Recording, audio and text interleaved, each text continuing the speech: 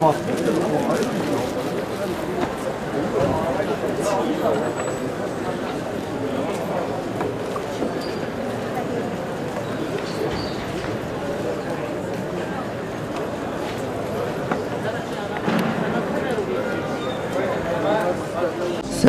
cümleten. İsmim Okan Aydemir. Elazığ'da ikamet ediyorum.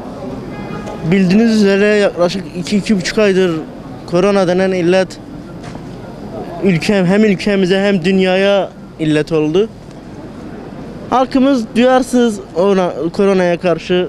Biraz duyarsız olsalar hem bizler rahat ederiz, hem halkımız kendileri rahat eder. Hem de burada görevli olan polis arkadaşlarımız, abilerimiz rahat eder. Sorunu çıkarmamış olurlar. Duyarlı olsunlar istiyoruz. Çünkü korona direkt, Allah muhafaza, direkt vefat ettiriyor. Yani can aldırıyor. Diyemiyorum can aldırıyor ama öyle, yani can aldırıyor. Biraz duyarlı olsunlar. Kendilerini düşünsünler. Kendilerini düşünemiyorlarsa evdeki annelerini, babalarını, evlatlarını düşünsünler. Yani bir şey kaybetmezler duyarlı olmakla. Aksine kazanırlar, can kazanırlar. Kendi canlarını düşünüyorlarsa dışarı çıkmasınlar. Görüyoruz, Elazığ'da da havayı görenler dışarı çıkıyor. Havanın sıcak olduğunu gören kendini dışarıya, caddelere atıyor ama ne derece doğru Allah bilir. Normalleşme süreci, sosyal mesafe kuralı denen şeye uyarsak Allah'ın izniyle hiçbir şey olmayacak. Ya mesafe denen bir şey yok. Sosyal mesafe mi kaldı artık kardeşim? Sosyal mesafe denen bir şey kalmadı burada. Herkes iç içe, kol kola geziyor. Yani reisimiz de söylüyor, Cumhurbaşkanımız. En fazla 1 metre kuralı olsun istiyoruz. Ama görüyoruz ki ne 1 metre kuralına uyuyorlar, ne de bir şey uyuyorlar. Herkes maskesiz geziyor. Maskeli olan var, Allah çok şükür, ama maskesiz olan vatandaşlarımız da var.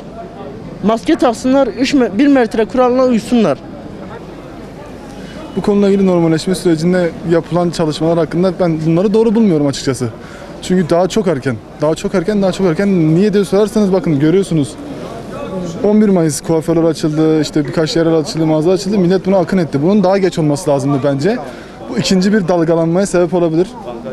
Daha da kötü sonuçlara sebep olabilir. Bunlardan devletimizden daha çok destek almamız lazım. Daha çok tedbir almamız lazım. Ama şu an bu kararları önemsemiyorum. Yani biz de mecburen çıkmak zorundayız ama bunu daha da azaltmamız lazım. Uyumama sebebi ise daha kötü. Şimdi örnek veriyorum, ülkemizde 3000-4000'e yakın ölü var. Bu ikinci dalgalanmada bunu daha da kötü bir şekilde yaşayabiliriz. Herkes bitti diye sokaklara çıkmasın. Bunun ikinci 14 günlük devresi daha da önemli aslında. Bir ikinci 14 gün daha, hani ben kendi çerçevemden düşseydim, Cumhurbaşkanımız, yani başkanımız bizlere bir Elazığ'ımıza da sadece büyük şehirleri önemsemesin. Bize de bir sokağa çıkma yasağı uygulansaydı, biz daha tabii derin olarak işlemleri sağlasaydık bizler açısından daha da sağlıklı olurdu bence. İşte şimdi şöyle, hem iyi olarak karşılaşabiliriz hem kötü olarak karşılaşabiliriz ama iyi olma ihtimali daha az. Niye diye sorarsanız, iyi olma ihtimali ekonomi yönünden biraz iyileşebilir ülkemiz ama kötü anlamda can kayıplarımız daha da artabilir. Hikaye ya.